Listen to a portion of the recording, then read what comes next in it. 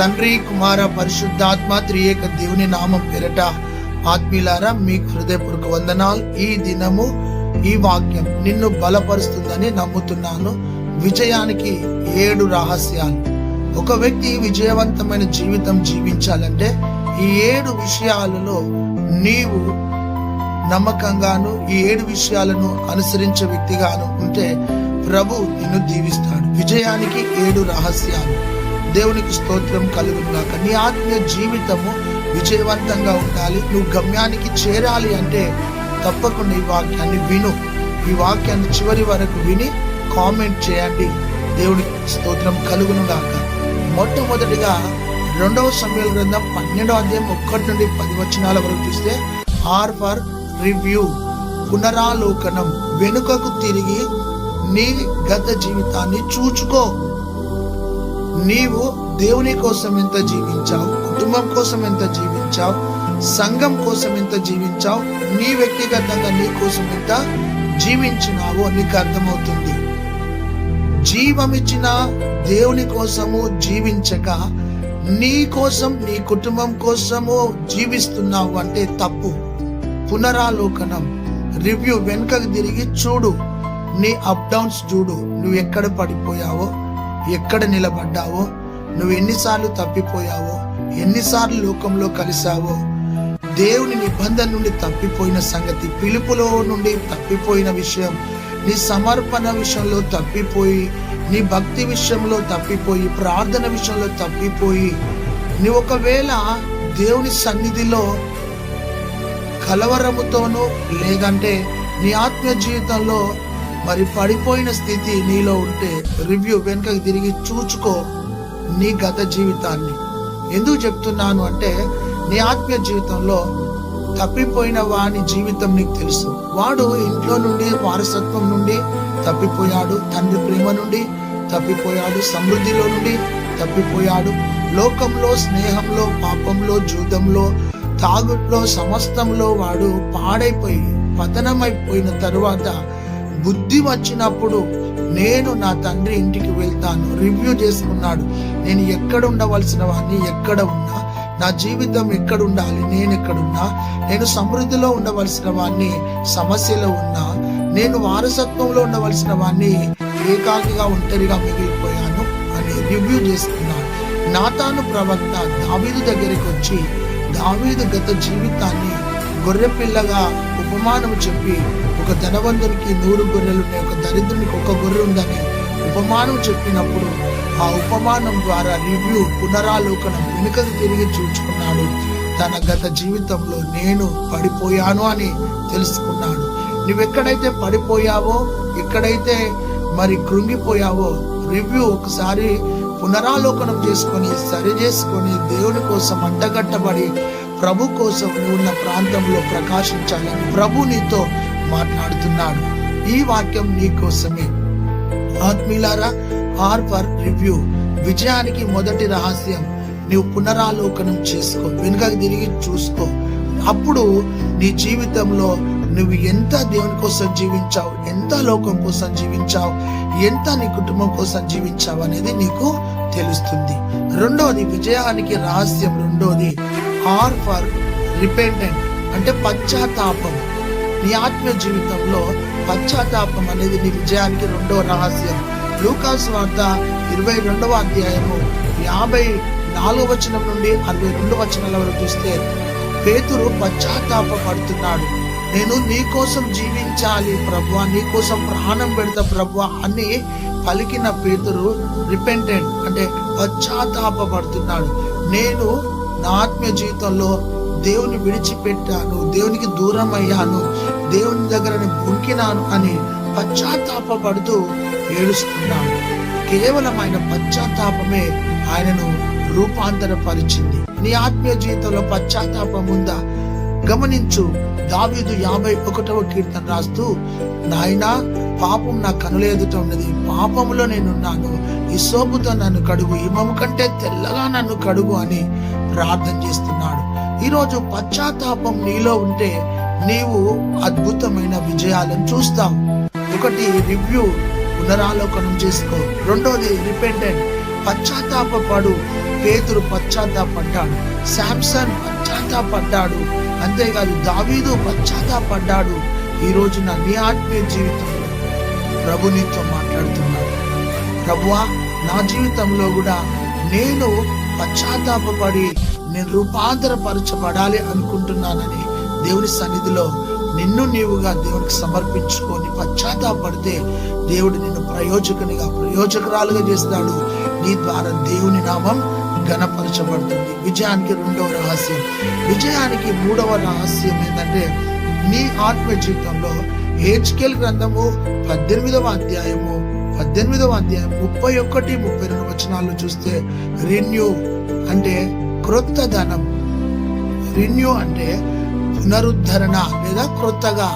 నీ ఆత్మ జీవితంలో ఒక క్రొత్త వ్యక్తిగా నువ్వు రూపాంతరపరచబడాలి. నీ మనసు రూపాంతరపరచబడాలి, క్రొత్తగా మారాలి. నీ హృదయం క్రొత్తగా మారాలి, నీ జీవితం క్రొత్తగా మారాలి, నీ సమస్తం క్రొత్తగా మారాలి. ఇదిగో పాతవి గతించను, సమస్తమును క్రొత్తవాయను. రెన్యూ.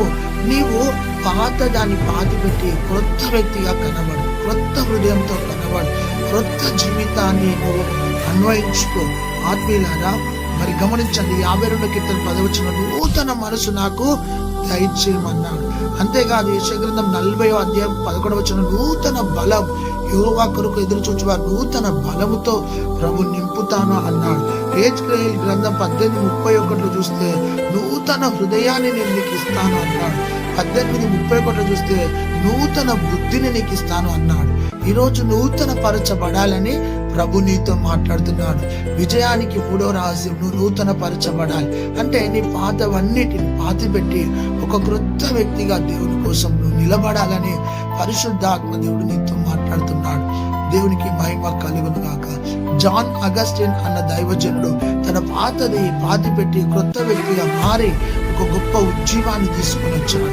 ఈరోజు ఆత్మీయులారా, మీ ఆత్మీయ జీవితంలో కూడా రెన్యూ, నూతనమైన ఆలోచన చేత, నూతనమైన ఉద్దేశాల చేత, నూతనమైన దర్శనం చేత, నూతనమైన సమర్పణ చేత నీవు ముందుకు సాగిపోవాలని పరిశుద్ధాత్మ దేవుడు నీతో మాట్లాడుతున్నాడు. దేవునికి స్తోత్రం కలుగును గాక.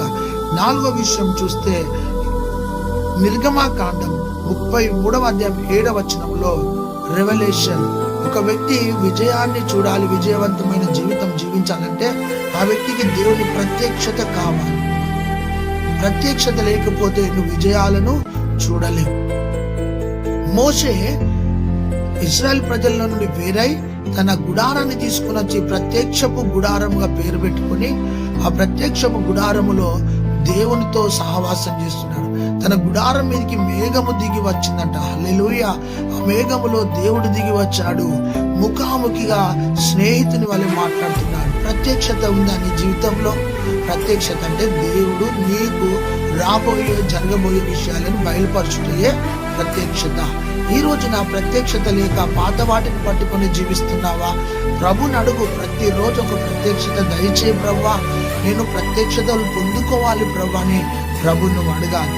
గమనించండి, యేసు ప్రభుని గురించి ప్రజలు ఏమనుకుంటున్నారని యేసయ్య శిష్యులను అడిగినప్పుడు కొందరు యోహాననియు, కొందరు ఇర్మియాని, కొందరు ఏలియానియు, కొందరు ప్రవక్తల్లో ఒకడని చెప్పుకుంటున్నారు అన్నప్పుడు ఆ యొక్క పేతురుని అడిగినప్పుడు పేతురు ఏమన్నాడు తెలుసా?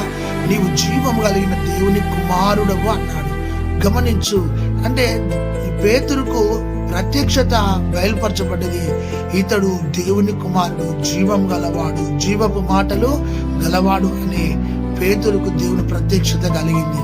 గమనించు ఆత్మీయులారా, మరి యోహాను కూడా ప్రకటన గ్రంథము దేవుని ప్రత్యక్షత పొందుకొని 7 సంఘాలకు లేఖ రాయలేదా?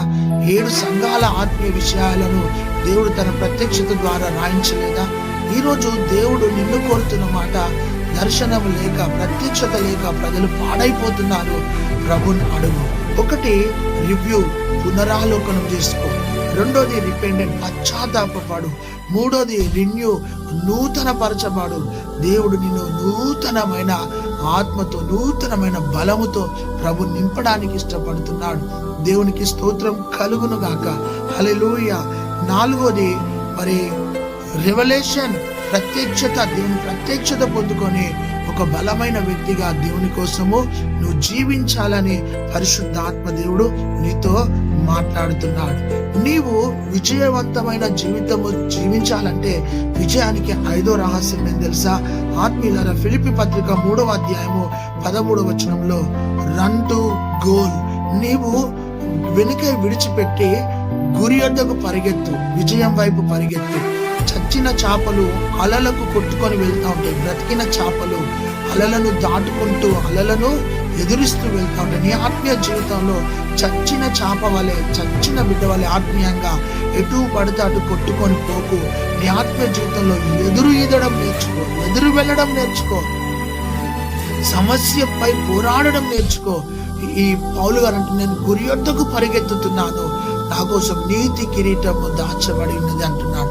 నీ ఆత్మీయ పరుగు పందెంలో వెనుకకు లాగేవి ఉంటాయి, నిన్ను అడ్డగించేటివి ఉంటాయి.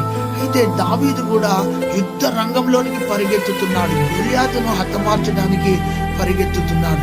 నీ ఆత్మీయ జీవితంలో సహోదరి సహోదరుడా, నువ్వు పరిగెత్తే వ్యక్తిగా ఉన్నావా? స్తబ్దతకు గురి అయినావా? ఆలోచించు. ఈరోజు నీ ఆత్మీయ జీవితము స్తబ్దతకు గురి అయితే, ప్రభువా నేను పరిగెత్తుతా ప్రభువా అని ప్రభువును అడుగు. పరిగెత్తే వ్యక్తిగా నిలబడాలని పరిశుద్ధాత్ముడు నీతో మాట్లాడుతున్నాడు. గురి యొద్దకు పరిగెత్తు, బహుమానం కోసం పరిగెత్తు. దేవునికి స్తోత్రం కలుగును గాక. ఈరోజు నీ ఆత్మీయ జీవితంలో రన్ టు గోల్. దేవుడిచ్చే బహుమానము దేవుని చేతిలో ఉంది. దేవుని సన్నిధిలో నువ్వు పరిగెత్తితే నువ్వు జీతాన్ని పొందుకుంటావు, నీవు కిరీటాన్ని పొందుకుంటావు. ఆత్మీయంగా నీతో మాట్లాడుతున్నాను. ఫిలిప్పు ఆత్మలో పరిగెత్తినాడంట. పరిగెత్తి నపుంసకులు రథం మీద వెళ్తుండగా పరిగెత్తి తనకు సువార్త చెప్పినాడు. యెషయా గ్రంథం 53వ అధ్యాయాన్ని తనకున్న జ్ఞానం చేత అంత బోధించగా తను మారు మనసు పొంది ప్రక్కకే నీళ్లుంటే బాప్తిజం తీసుకున్నాడు. నువ్వు పరిగెత్తితే ఆత్మలు రక్షించబడతాయి, నువ్వు పరిగెత్తితే ప్రజలు విడుదల పొందుతారు. నీ ఆత్మీయ జీవితంలో పరిగెత్తని వ్యక్తిగా నీవుంటే పరిగెత్తడం నేర్చుకో.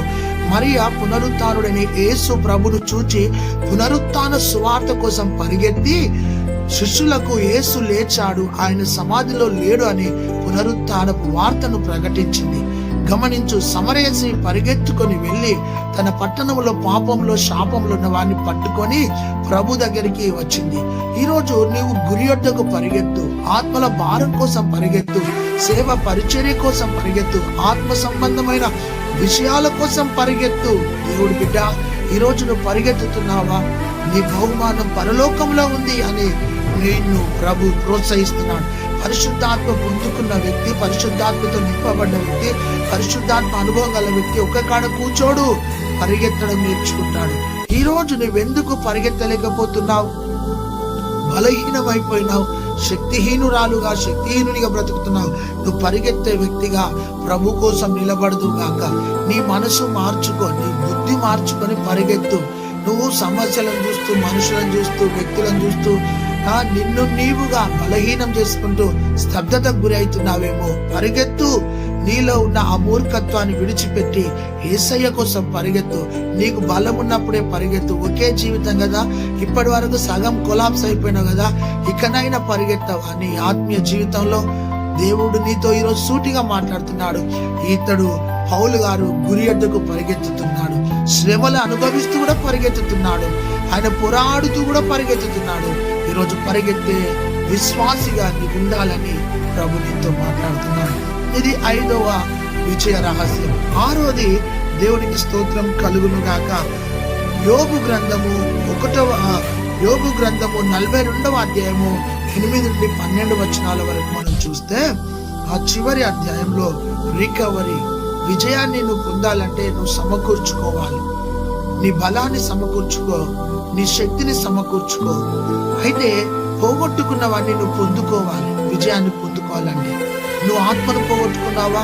తిరిగి పొందుకో, సమకూర్చుకో. బలాన్ని పోగొట్టుకున్నావా? ప్రార్థన జీవితాన్ని పోగొట్టుకున్నావా? నీ ఆత్మీయ జీవితంలో ఏది పోగొట్టుకున్నావు? యోబు తన సమస్తాన్ని పోగొట్టుకున్నాడు. ఆస్తిని, గొర్రెలను, ఒంటెలను, మరి గమనించిన కుమారులను, కుమార్తెలను సమస్తం పోగొట్టుకున్నాడు.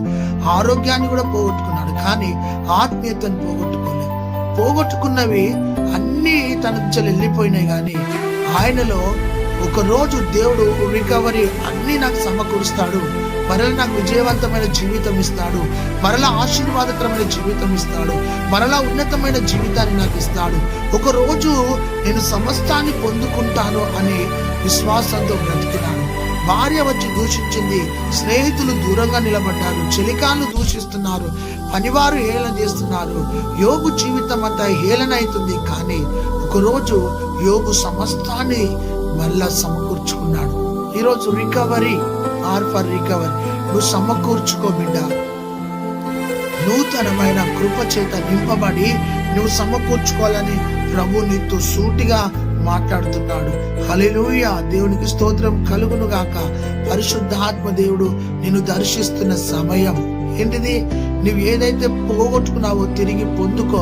మెఫీబోషెతు అన్ని పోగొట్టుకున్నాడు. దావీదు రాజు యొక్క అంతఃపురానికి సమృద్ధి బల్ల దగ్గరకు వచ్చి తిరిగి అన్నిటినీ పొందుకున్నాడు. శాంసన్ బలాన్ని పోగొట్టుకున్నాడు, అభిషేకాన్ని పోగొట్టుకున్నాడు, తిరిగి రికవరీ ఆయన తిరిగి పొందుకున్నాడు, సరిచేయబడ్డాడు.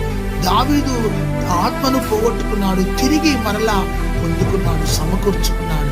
ఈరోజు నీ ఆత్మీయ జీవితంలో ఏదైతే పోగొట్టుకున్నావో తిరిగి పొందుకో. నీవు నీ ఆత్మ జీవితంలో ప్రార్థన జీవితాన్ని నువ్వు తిరిగి సమకూర్చుకొని ప్రభు నీతో మాట్లాడుతున్నాడు.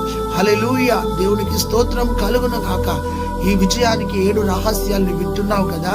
నీ ఆత్మీయ జీవితంలో ఈ వాక్యాన్ని విన్న నీవు నిన్ను నీవు పరీక్షించుకో, నిన్ను నీవు ఒక్కసారి తొంగి చూచుకో. నీ ఆత్మీయ జీవితం ఎలాగుంది అనేది పరిశుద్ధాత్ముడు నీతో మాట్లాడుతున్నాడు. 7వది విజయానికి రహస్యం 7వది ఏంటంటే ఫిలిప్పీ పత్రిక 4వ అధ్యాయం 4వ వచనంలో చూస్తే రిజాయిస్ ఫర్ రిజాయిస్, ఆనందించు. నువ్వు ఆనందిస్తే విజయాన్ని పొందుతావు. నువ్వు ఓడిపోయిన కాడ కూర్చొని ఏడవడం కాదు, ఓడిపోయిన చోట నవ్వడం నేర్చుకోవాలి. ఇదే క్రైస్తవ జీవితం అంటే ఆనందకరమైన జీవితం. అయితే నీ ఆత్మీయ జీవితంలో నీలో ఆనందం లేక సంతోషం లేక సాతాను గాడు సమస్య ముందు పెట్టి నీ ఆత్మీయ జీవితాన్ని కృంగదీస్తాడు. అయితే క్రైస్తవ జీవితం తెలుసా? నిజమైన క్రైస్తవ జీవితం ఆనందదాయకమైన జీవితం. యేసుతో నువ్వు ఆనందించాలి, యేసులో నీవు ఆనందించాలి. దేవుడు నీతో మాట్లాడుతున్నాడు. ఫిలిప్పీ 4:4లో రిజాయిస్, ఆనందకరమైన జీవితమును దేవుడు నీకు నాకు ప్రసాదించాడు. రక్షణలో ఆనందం ఉంది. దేవునికి స్తోత్రం. యేసయ్య వాక్యాన్ని నువ్వు ధ్యానించడం ద్వారా ఆనందించబడతావు. యేసయ్య సహవాసంలో నువ్వు ఆనందించబడతావు. అయితే సహోదరి సహోదరుడా, నీ జీవితంలో ఆనందం లేక సంతోషం లేక కృంగిపోతున్నావేమో. రిజాయిస్ అంటే ఆనందాన్ని దేవుడు నీకు ఈరోజు ఇవ్వడానికి ఇష్టపడుతున్నాడు. నీ హృదయంలో సంతోషం ఉంటే నీ ముఖంలో సంతోషం కనబడుతుంది. నీ హృదయంలో ఆనందం ఉంటే నీ ముఖంలో ఆనందం కనబడుతుంది. అయితే నీ ముఖము ఆనందకరంగా లేదంటే నీ హృదయంలో ఆనందం కూడా లేనట్టే అని ప్రభు నీతో మాట్లాడుతున్నాడు. క్రైస్తవుడా, నీ విశ్వాస జీవితంలో శ్రమలలో ఆనందించు, నిందలలో ఆనందించు, అవమానాలలో ఆనందించు. అప్పుడు నువ్వు విజయాన్ని చూస్తావు. అయితే నువ్వు విజయం చూచేటప్పుడు, విజయం వైపు వెళ్ళేటప్పుడు సాతానుగాడు సమస్యను ముందు పెట్టి నీ మనసును కలవరపరిచి విజయం వైపు నిన్ను వెళ్లకుండా చేస్తాడు, నిన్ను ఓడిపోయేటట్టు చేస్తాడు, నిన్ను చితికిపోయేటట్టు చేస్తాడు. అయితే నీ ఆత్మీయ జీవితంలో ఏమున్నా లేకున్నా ఆనందకరంగా బ్రతుకు, ఆనంద జీవితాన్ని జీవించు. అయితే ఇశ్రాయేలు విమోచించబడ్డ తర్వాత మళ్ళా బబులోను చెరలోనికి వెళ్ళిపోయారు. బబులోను చెరలోనికి వెళ్ళి వారి సితారాలను నిరవంజి చెట్లకు తొలగించినారు. వారి స్తుతి ఆరాధన ఆగింది, వారి నాట్యము ఆగింది, వారి యొక్క పాటలు ఆగినాయి. అయితే బబులోనులో ఉన్న ప్రజలు యెహోవా మీ కొరకు గొప్ప కార్యములు చేసినాడు కదా, మీరు వాటిని పాడండి అన్నప్పుడు మరలా వారి సితారాలను నిరవంజి చెట్లకు తొలగించిన సితారాలను తీసి వారు దేవుణ్ణి స్తుతించి ఆనందించినారు. ఈ రోజున నీ ఆనందము ఆవిరైపోయిందా? నీ సంతోషం ఆవిరైపోయిందా? నీ ఆత్మీయ జీవితంలో సమస్యను చూస్తూ ఆరాధించలేని స్థితిలో ఉన్నావా? దేవుని వైపు చూడలేక ఆత్మీయంగా కృంగిన స్థితిలో ఉన్నావా? ప్రభు ఈ రోజు నీతో మాట్లాడుతున్నాడు. ఏమని తెలుసా? ఆనందకరమైన జీవితాన్ని నేను నీకు ఇస్తాను బిడ్డ, నువ్వు ఆనందంగా బ్రతుకాని ప్రభు నీతో మాట్లాడుతున్నాడు. పరిశుద్ధాత్మ దేవుడు నీతో 7 విషయాలు మాట్లాడినాడు కదా. మొట్టమొదటిగా రివ్యూ, పునరాలోకనం, వెనుకకు తిరిగి చూచుకో. రిపెండెంట్, పశ్చాత్తాపడి సరి చేసుకొని రూపాంతరపరచబడు. 3వది రిన్యూ, క్రొత్తగా మారు, పునరుద్ధరించబడు. నిర్ధారణ చేసుకొని నీ ఆత్మ జీవితంలో ఒక క్రొత్త వ్యక్తిగా కనబడు. 4వది మరి రెవల్యూషన్, దేవుని ప్రత్యక్షత పొందుకొని దేవుని కోసం నూతన కార్యాలు జరిగించు. 5వది రన్ టు గోల్, గమ్యానికి చేరుకొని బహుమానం పొందుకో. 6వది రికవరీ, పోగొట్టుకున్నవన్నీ సమకూర్చుకో. దేవునికి స్తోత్రం కలుగును గాక. 7వది రిజాయిస్, ఆనందకరమైన జీవితం జీవించు. ఇంకెంతకాలం ఏడుస్తావు? ఇంకెంతకాలం నీ బ్రతుకులో సంతోషం లేక సమస్యను చూస్తూ జీవిస్తూ ఉంటావు? గమనించు, నీ ఆనందం ఆవిరైపోతుంటే ప్రభు దగ్గరికి రా. ప్రభా, నేను విజయవంతమైన జీవితం జీవించాలని ప్రభును అడుగు. అయితే గమనించు ఆత్మీయులారా, యోసేపు చనిపోయాడని అన్నలు ఆ యొక్క వస్త్రాన్ని రక్తం మార్కలతో తీసుకొని వచ్చి యాకోబుకి ఇస్తే యాకోబు వస్త్రాన్ని చూస్తూ ఏడుస్తున్నాడు. సమస్యను సాతానుగాడు నీ ముందు పెట్టి నిన్ను ఏడిపిస్తా ఉంటాడు, నువ్వు ఏడుస్తా ఉంటావు, సాతానుగాడు నవ్వుతా ఉంటాడు. అప్పుడు నువ్వు ఓడిపోతావు, నీ ముఖం కింద పడుతుంది. నీ ముఖం మార్చినట్టు పెట్టుకోకు. నీ ముఖంలో ఆనందం ఉండాలి, నీ నోట్లో చిరునవ్వు ఉండాలి. ప్రభు ఏమన్నాడు? నీ నోటి నిండా నేను నవ్వునిస్తానన్నాడు, నీ దుఃఖాన్ని నేను కొట్టివేస్తానన్నాడు, నీ దుఃఖ దినములను సమాప్తం చేస్తానన్న వాగ్దానాలు అన్నీ ఉండగా నువ్వు సాతానుగానికి స్నేహమై సాతానుగాని సంకలో జొర్రి నువ్వు ఏడుస్తూ బ్రతుకుతున్నావు. ఈ రోజు ఆనందకరంగా బ్రతకడం నేర్చుకో. నీ సమస్యను చూడకు. సమస్యలున్నా యేసు నాతో ఉన్నాడు, యేసయ్య హస్తం నాకు తోడుగున్నదని ఆనందంతో జీవించు. ఈ జీవితమైన శేష జీవితమైన సుఖంగా, సౌఖ్యముగా, ఆనందముగా, సంతోషంగా బ్రతుకు. విజయాలను చూస్తూ బ్రతుకు. ఎక్కడైతే ఓడిపోయావో అక్కడే ఈ రోజు నిలబడు. అదే ప్రాంతంలో, అదే ప్రజల ఎదుట, అదే స్థలంలో నిలబడి విజయాలను పొందాలని కోరుతున్న మాటలు ముగిస్తున్నాను. ఆమేన్. ప్రార్థన చేసుకుందాం. పరిశుద్ధుడా, ఈ వాక్యాన్ని విన్న ప్రతి వారి జీవితంలో నాయనా ఈ వాక్యం వాళ్ళు ఫలించుటకు సాయం చేయండి. వాక్యానికి లోబడి వాక్యాన్ని ధ్యానిస్తూ వాక్యానుసారంగా బ్రతికే కృప దయచేయమని యేసు నామములో ప్రార్థించి పొంది ఉన్నాం తండ్రి. ఆమేన్, ఆమేన్, ఆమేన్. Praise the lord.